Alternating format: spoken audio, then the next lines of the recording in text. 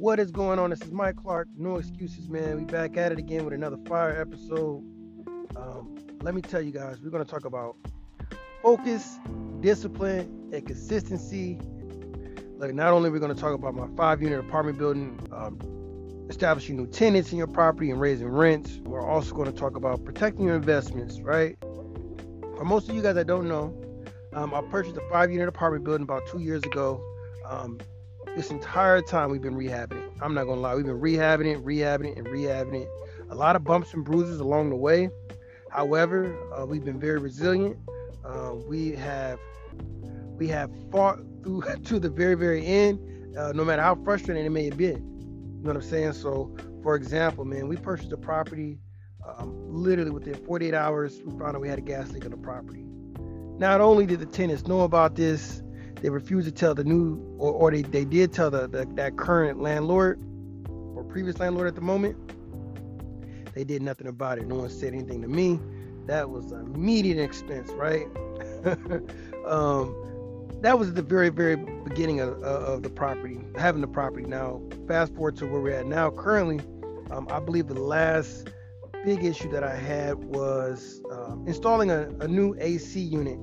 That's the biggest thing right now that I'm dealing with. One of my units, trying to get the proper heating and cooling system installed into that particular unit, which has been very, very difficult. I've tried to deal with many contractors, many companies, and once again, man, you get a lot of no's before you get one yes. I'm not gonna lie. A lot of people couldn't do the job. Some people could. Some people were given promises that they couldn't uphold. But you guys got to remember, man, understand that you want to see results, right? Results. I can't harp that enough. You need to understand it. You need to see results, and not to be timid during the process. At the beginning, I wouldn't necessarily say I was timid. However, I would be as aggressive as I am now. I'm not super aggressive when it comes to negotiating and dealing with contractors. However, I have become more firm to the point that when I speak, you're not going to believe it. You're not going to think that it's an option. For example, a lot of individuals might tell you, hey, you need X, Y, and Z instead of what you're requesting to complete this project. However, it can be done from what you're requesting to begin with. However, those contractors or whoever you're working with may be just only suggesting this because, one, they might say, okay, well, it lasts longer, or, overall, if it lasts longer, then of course it's going to be more expensive. And you can go the expensive route and have things last longer. Sometimes you just got to get through the moment, and then later on that at some point you're going to change something out to fix that. You got to let these contractors know, man, you're not made of money. You're just not. And everything is not going to be, you're not going to be able to do the most expensive option. Now, I'm not going to say I haven't done the most expensive options in some of the rehab during this project.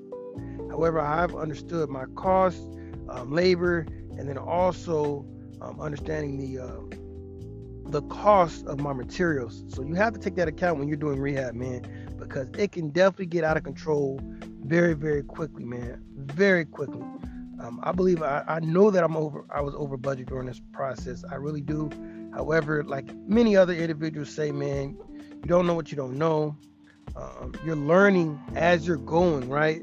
So I've learned a lot during this process. I'm definitely ready for the next project, and I know exactly what I'm going to do from A to Z, how I'm going to actually get everything done, and how to actually stick with a budget and know my numbers. That's the biggest thing I can harp on, is knowing your numbers and understanding what you can and can't do and being comfortable with it, right? You have to be comfortable with your decision. You need to be straight to the point and forward, right? Immediately. Don't make things seem like you're second guessing yourself. Be firm with your decision and just go with it. Whether it's right or wrong, just if you feel comfortable with it, go with it. Go with your gut feeling, right? That's just me. And that's what I've definitely learned during this journey. So, like I said, I wanted to talk to you guys about the discipline, because, every day you come to a project and you sometimes get to the point where it's running so long that you get to the point that you want to avoid that project, or you get to the project or whatever property it is and you're like, wow, man, what else is coming up? What else can happen? Not taking every day as an adventure, as something new you can learn, as a new experience, as this is what you signed up for and this is what you want to do. And that's what I would say is with your focus, discipline, and just being consistent every day, you're going to get more and more confident throughout your day, especially if you're going there with intention to be a better landlord, to be a better project manager, to be a better, all-around investor, and understanding this process. Once again, I can't beat it enough. You have to be more hands-on. I can tell you with this project, I was about 60% hands-on with this project. I did rely on a lot of individuals to try to complete certain tasks, and I just found myself saying, well, if I'd have been more involved, this wouldn't happen or this wouldn't happen. However, I'm in a different sort of situation. I'm actually having to work to fund the project and etc. But no excuses with it. I just know now and moving forward, the hands-on ability. If you're going to be primary on a project, you have to be there on a day-to-day basis. You can't leave it you just can't leave it up to other individuals. You got to be hands-on. And if you are going to leave it up to other individuals, that's fine. Just make sure you're managing it correctly. Okay. Now, I want to go into the build out is finally almost about done. We're getting to the point where we're going to install the AC units inside of Unit 5. So we're going to be fully rented out here soon. At the moment, we have one other unit. So we have 4 out of the 5 units rented. We have one unit that we're actually trying to get rented out now. Someone actually left after their lease ended. They went ahead and they purchased a home. And it was time for them to leave. I wish they would have stayed. They were a great tenant. However, that's what happens in this game. People leave. So we're just adapting to that situation and trying to get another tenant as soon as possible, so we can be fully rented out and we can move on from this project. Now, you guys got to understand, when you find a project, of course, you need to make sure that you understand the property management techniques. Because if you don't, then you need to hire a property manager. Because I'm so young, we're a new company, I'm going to try to save costs where I can. So even the property management piece has been a long road, man. You're talking about leases, you're talking about rules, you're talking about just understanding your numbers on your expenses. We have a trash expense, we have electric, water, gas, all those things you have to learn. And you have to be able to maintain and control. So understand it. There's so many different aspects, especially if you decide you're going to keep a property as a long-term investment, which this one is that we're discussing right now. Now, also, what I want to go into is, and transition into, is not taking no as an answer. Don't take no as an answer, man. I don't care if someone tells you no. Somebody might give you a yes. Not only that, understand if your numbers are, a fixed number or a variable number, know that you might be able to negotiate. I'm not going to lie. When I did my P&L statement, my profit and loss statement, I start to see my expenses and I said, you know what? I'm going to call everyone and see if there's any program, anything that I can do and not feel shame about it. Sometimes we feel like we got to say we got it and you got this confidence like, well, I don't want to look like I don't have any money, or, this is a company. But you got to think about it. Even the most powerful companies do this. They save money. You see layoffs. You see higher prices on products. Like, there's a reason why they do that. And you're no different, especially if you're a mom and pops. You got to save money where you can. And you got to make sure that, even if you're dealing with properties, you are making sure that this investment that you have is paying for itself. I don't know what I was thinking at the very, very beginning. I was taking on a lot of the expenses. I was, however, once I got organized and I understood what was going on with my finances, especially looking at a profit and loss statement where you get to see everything coming in, everything going out on paper, and you're like, wow, I'm wasting money here, I'm doing things over here. And to understand, you can negotiate some of these things. Like, for example, we have a trash can in the backyard that's utilized for all 5 tenants, right? All 5 units. And I decided, to have my assistant give them a call and say, hey, what can you guys do? Because we might end up moving to another company to save costs. We were able to negotiate a 10% discount which, every dollar helps at the end of the day. Every dollar helps. And you can say 10% is not a lot, but 10% on this over 12 months, that's doing something for you. 10% over here, or taking some sort of bill that you were paying as a landlord and passing it to the tenants. I mean, it helps you understand your finances and also control your costs, right? And my ultimate goal with all my properties is to have a clean, safe property that's well maintained.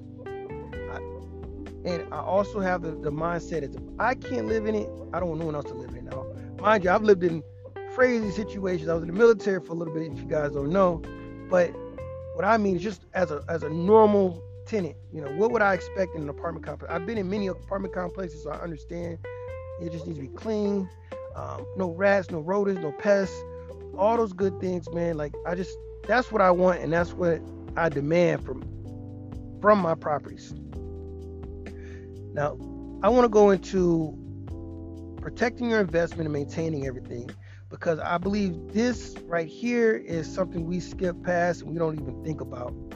Because a lot of individuals, they'll get into this game, even landlords, and you can see it. They're tired, they're frustrated, they're not making any money. However, if you're not making money, that's on you, because you're either making money on the front end or the back end, or the deal just made no sense and you're not making any money. However, it does not give you an excuse to neglect that property or neglect those tenants because you made a bad deal. You didn't figure out what you needed to do. No excuse, So when we're talking about maintaining the property, we're talking about the weeds, the lighting around the property to make sure it's safe and lit up, so women can feel comfortable, men can feel comfortable. You know what I'm saying? So, that is what I entail with maintaining a property. Okay, because like I said, that's just a big thing that I've noticed with a lot of mom and pops, that they don't take care of their property. It becomes run down. They don't spice it up and fix it up, and then making sure that you have that LLC set up correctly, or if you have to go in an escort. I have to do property tax, well, not property taxes, but I have to do my actual taxes for this property, right? And when I turn on my paperwork, my P&L and everything to my CPA, one thing he did suggest was an escort. Now, I'm not a tax attorney or a CPA, none of that, but he suggested this. This is purely entertainment, but this is what he was telling me personally, and saying that if you create an escort, you're really separating his property as its own entity versus you as your own entity, and that's the biggest thing. Because yeah, I'm small right now with just 7 doors, but you guys got to understand, when you're getting into business, when you are starting that LLC, getting that EIN number, etc., it's easy to cut corners.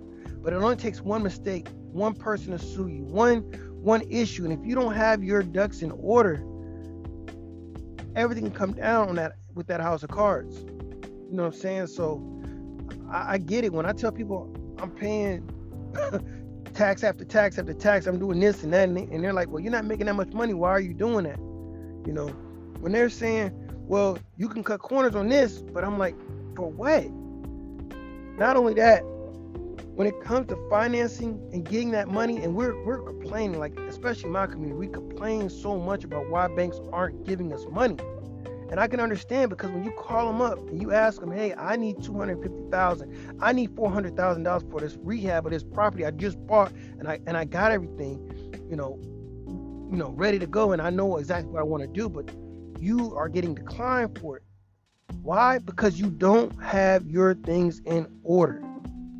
You don't have your LLC set up correctly. You don't have your, you got your EIN number, of course, but that's mostly 80 or 90% of people.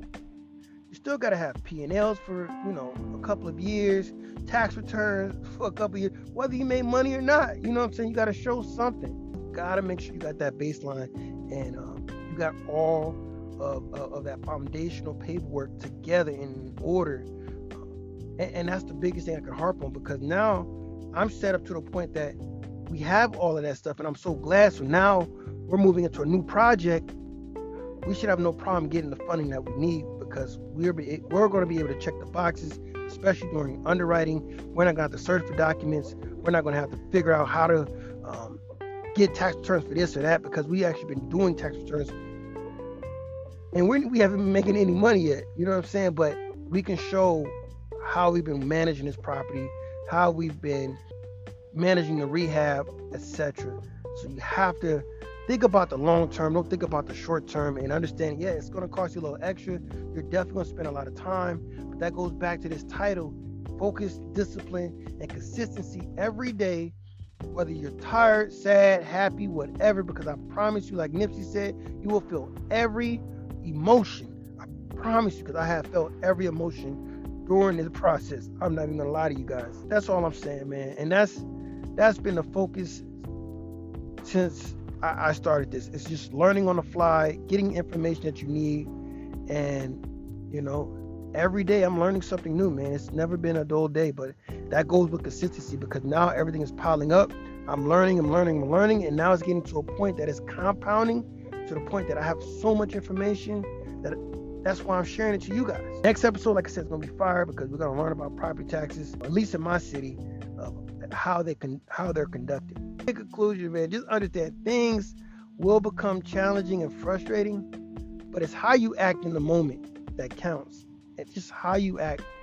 I've had a bad habit of just getting overwhelmed or a lot of anxiety and just taking it out on everybody. But now I take it upon myself to breathe, take a break, take a walk, meditate, clear my mind, and just process it the way it needs to be processed so I can make the right decision. Instead of lashing out or getting overwhelmed, I want to find a solution. Simple, that's it. Okay? So when you guys are focusing on a new project, if you're wanting to get into real estate, if you're wanting to do a new investment, whatever you're trying to do and accomplish, understand you have to have that mindset of being resilient, laser focus, discipline, and consistency. And even if you take a day off, or even if you use 1 out of the 3 or 2 out of the 3, whatever, understand that every day is a day-to-day grind, and you can always start fresh the next day. And that's just what it is. All right. But this is Mike Clark. No excuses. We back at it, man. Just let's get it, man. All day, every day, let's grind. That's all it's about.